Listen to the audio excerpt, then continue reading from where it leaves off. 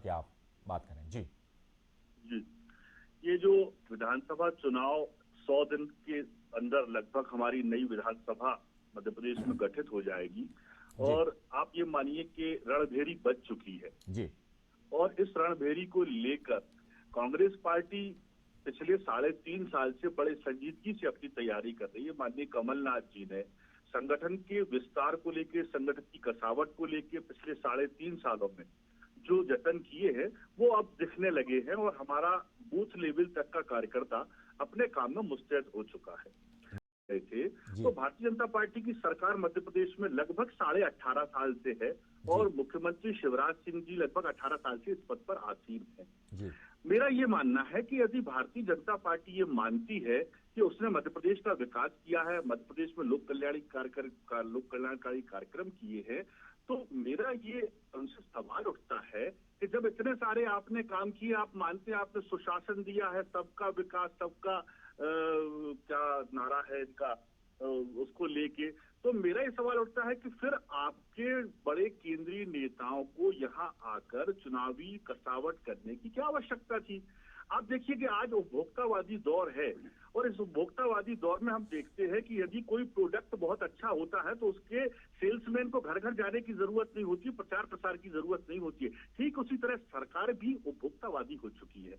यदि भारतीय जनता पार्टी ने बहुत अच्छे काम किए होते तो आज उनको यात्राएं निकालने की जरूरत नहीं होती, आज उनके नेताओं को आप देखिए एक हफ्ते में 4 बार अमित शाह जी आ रहे हैं। अब मध्य प्रदेश का शहंशाह कौन है, अमित शाह शहंशाह है या शिवराज सिंह शहंशाह है, ये इनकी पार्टी को तय करना होगा।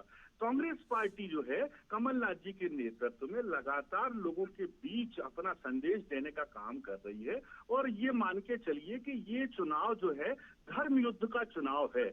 जिस तरह से अधर्म और पाप के काम भारतीय जनता पार्टी की सरकार ने मध्य प्रदेश में किए हैं, चाहे सिंहस्थ घोटाले की हम बात करें, चाहे महाकाल लोक घोटाले की बात करें, चाहे हम नर्मदा के किनारे जो वृक्षारोपण भ्रष्टाचार हुआ उसकी बात करें, चाहे हम स्कूली बच्चों की ड्रेस घोटाले में जिसमें गरीब बच्चों के तन से कपड़े छीन लिए हमने उसकी बात करें, चाहे आंगनवाड़ी कार्यकर्ताओं में छोटे छोटे दुधमुहे बच्चों के मुंह से अनाज छीनने का पाप भारतीय जनता पार्टी के लोगों ने किया, स्कूटर मोटरसाइकिल के नंबर निकले, ट्रकों के बिल पास हुए, इतने सारे घोटाले, इतने पाप अनुसूचित जातियों के लोगों के ऊपर मल मुंह में लपेटा जा रहा है, अनुसूचित जनजाति के लोगों के ऊपर पेशाब किया जा रहा है। कल की ही घटना है, भाजपा के विधायक के बेटे ने गोली मार दी आदिवासी युवक को।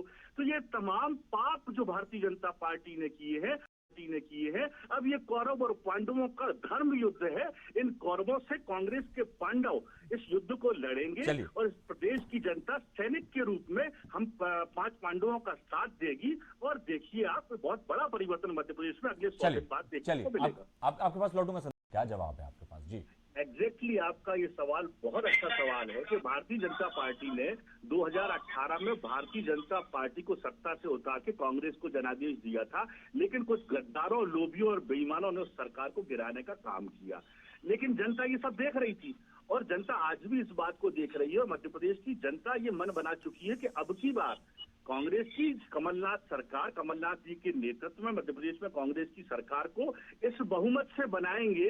ये खरीद फरोख्त करने वाले व्यापारी जो धन और सत्ता के दम पर सत्ताएं बदलने का काम लगातार करते आ रहे हैं, इनको ये मौका ना मिले। इसलिए मध्य प्रदेश में आप ये मान के चलिए कि 150 से ज्यादा सीटें कांग्रेस को मिलने वाली हैं। हमारे निचले स्तर तक का संगठन पूरा मजबूती से काम कर रहा है। लोगों के बीच में हमारे 5 वचन प्रमुख रूप से जो हमने लोगों को दिए हैं कि 1,500 रुपए प्रत्येक महिला को हम सम्मान निधि देंगे, इसके अलावा 500 रुपए का सिलेंडर देंगे, 100 रुपए के बिजली बिल माफ और 200 यूनिट के बिजली बिल हाफ, और किसानों का कर्जा माफ, ओल्ड पेंशन स्कीम लागू करना, ये ऐसे प्रमुख 5 वचन। इसके अलावा अभी कमलनाथ जी ने किसानों को लेके भी 5 बड़े वचन दिए हैं। उन वचनों को लेके हम जनता के बीच में जा रहे हैं। लगातार हम इस बात का प्रयास कर रहे हैं कि हम जनता को फिर वही बात बताएंगे।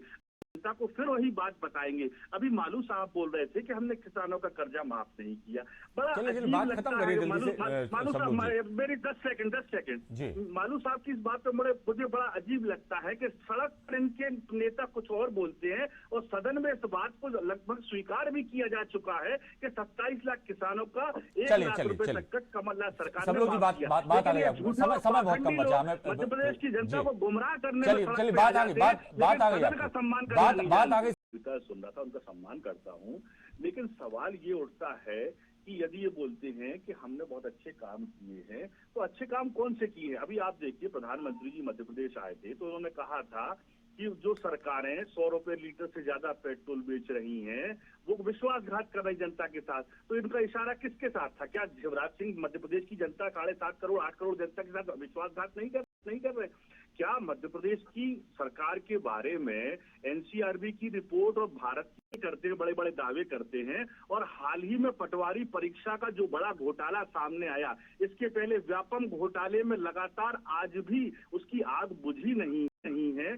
फिर आप देखिए कि अतिथि विद्वान जो इन्होंने लगातार इनको झुनझुना बजाने का काम किया, इनसे कहा इनके टेंट में जाके कि टाइगर जिंदा है, तो टाइगर कहाँ गया? कहीं ऐसा तो नहीं कि कूनों के चीतों की तरह इन टाइगरों का हाल हो गया है कि ये अतिथि विद्वान सड़कों पे करा रहे हैं। आज बहुत सारे अतिथि विद्वानों को फॉलन आउट के नाम पे रोजी रोटी से मोहताज इस मध्य प्रदेश की पापी सरकार ने किया है, क्योंकि गुरु पर जो कुल होता है ये सबसे सम्मानित कुल होता है, और इस कुल की मुंह से निवाला छीनने का काम भारतीय जनता पार्टी के मुख्यमंत्री शिवराज सिंह ने मध्य प्रदेश में किया है। तो ये पाप के काम है। आप कौन से पुण्य के काम की बात कर रहे हैं? कौन से ऐसे काम भारतीय जनता पार्टी ने किए? घोटालों में आप नंबर 1 है, भ्रष्टाचार में आप नंबर 1 है, महंगाई में आप नंबर 1 है, गैस का सिलेंडर 1200 का आज भी मध्य प्रदेश में मिल रहा है। तो ये तमाम चीजें हैं।